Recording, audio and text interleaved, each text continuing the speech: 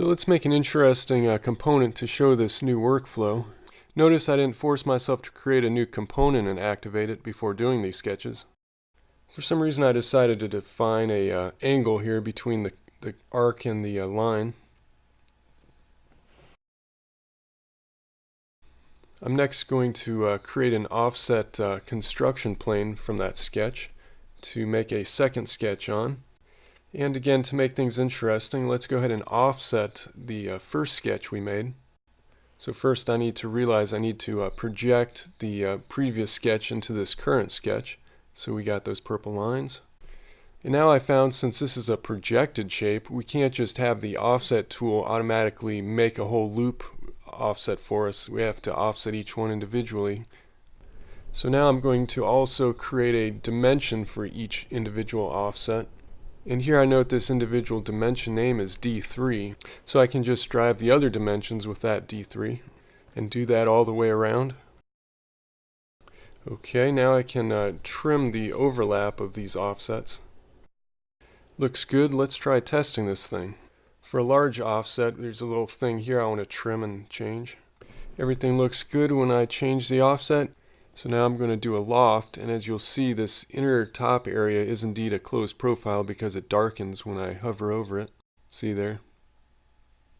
And now in making a new body, it's best to choose new component, and that will make the timeline work better for this workflow. So you don't have a copy-paste event of the body into a new component. And then all subsequent join additions to the body will automatically be in this new component that was just created with this loft. Here I can turn on the show dimensions for the second sketch and just edit that offset in place. See what happens. Cool. Alright, how about creating an offset plane from the bottom base sketch and place the offset plane about midway in the loft. Then I'll do a new sketch on that plane and include a intersect geometry here for the face of this now component. So that's where those loft faces intersect with our current sketch.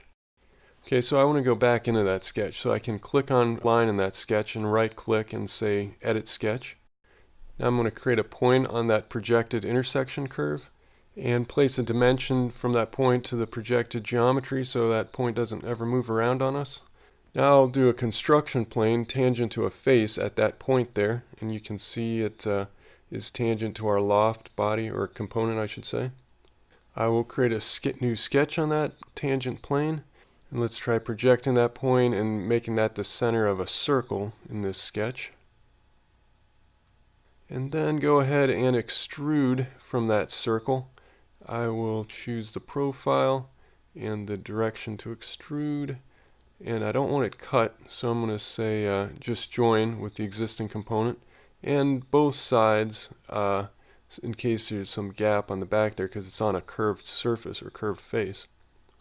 So looking at the name of that offset we have there, it's D3. So in the timeline, I'm now going to right click and edit the offset construction plane. Have an offset distance of D3 times 3. And now watch this. So D2 looks like the name of the offset for the offset construction plane. So if we want this midway plane to be exactly midway, I'll just say D2 divided by 2. So now when we change this offset up top here, the slope of our loft should always stay the same. You can see that the cylinder is pitched at the same angle. Alright, that's pretty cool. Now here comes the real kicker. I'm going to try moving this component, including all the sketches, and I never once used the activate component to try and remember that. And no trying to keep track which is currently active either. And another thing about this workflow is you can just do the steps whenever you want. There's no where you have to remember something ahead of time. Now to move this component, what you're going to see next is I'm going to redefine the base sketch. Now ideally, if I just dragged the base sketch into the component now, provided the body or bodies from that sketch were all in that component, that would automatically redefine the sketch to the component coordinate system. But for now, I just have to manually do it with this little step. So I'm going to be sure the origin for our component is visible and the main origin, top level origin, is turned off. Then I'm going to go to this first sketch, which is the base for our loft, right click and say redefine, and choose the component coordinate system plane that the sketch is parallel to. Ideally, when a sketch is redefined to a new coordinate system, other sketches that are dependent on it, such as the top of this loft, which is dependent on it through a offset plane, would also get to the new coordinate system. Since that's currently not the case, there's other solutions in other workflows as well. For this workflow, there's often not any problem with the sketch on the top of the loft because it's defined to the offset plane, which was based off of the bottom base sketch. And furthermore, it has projected geometry from the bottom base sketch. So I could just be sure all geometry in the top sketch is fully defined or dimensioned to the projected geometry, so that nothing in the top sketch might slide around in the sketch plane when I move the component. But instead here I'm going to redefine the top sketch to the component coordinate system directly, just like I did for the bottom sketch.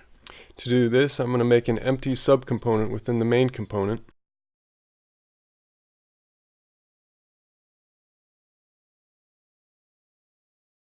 And then turn the visibility of this subcomponent coordinate system on and the visibility of the main component coordinate system off.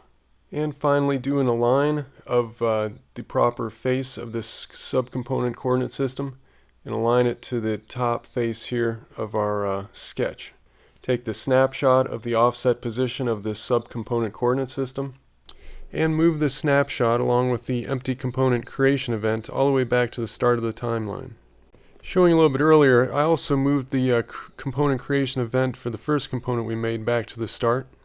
The reason for this is discussed in my other short video, which covers dependency timeline ordering versus purely sequential timeline ordering. If the timeline used dependency ordering, moving stuff back like that would happen automatically. Basically, a new event would move backwards automatically in the timeline until it came to something it depended on, or where an order change would change the model in some way. In the other video I'll talk about other things, how you can get a much cleaner timeline and more powerful timeline as well, with quite little in regards to actual new changes. Now I can redefine this top sketch to the coordinate system of this empty subcomponent, which is really basically the main component coordinate system. Now unfortunately, as you can see, when the top sketch is redefined, the purple projected geometry is changed to green fixed geometry. But as I said earlier, if that's a problem, there's other ways to go about this for the time being. And of course, it wouldn't be a problem if we didn't have to redefine the sketch manually to begin with. Now let's try moving the component. I'm going to right click on it and say move, and that will ensure we're doing a component move. And I'll put it somewhere. Now all the rest of the stuff, okay, so the body moved of the component. The rest, I take the snapshot, move the snapshot back to the beginning, and now all the sketches and everything else moves too. Please note that the other sketches that were defined by the loft face update fine. And furthermore, if I was going to go and edit any one of these sketches, they would not jump back to their original position because, as you can see in the timeline, the snapshots are located before all these sketches. So that's just nice in general. And another thing it allows is one of the components to project geometry from it into a sketch of a second component. And so then that second component is parametrically driven by the first component. And the order of two components in the timeline can be switched to change which one will be able to drive the other. And there's the top level coordinate system. And let's turn on the component coordinate system right there. And the empty subcomponent coordinate system. Since the sketches for the time being can't be moved into the component, if you get a lot of them, you can just obviously rename them. So that's like the component 1 base. Now using this procedure and taking snapshots and moving them back, this component can be moved and aligned with other components and made a rigid group of them. I appreciate your time.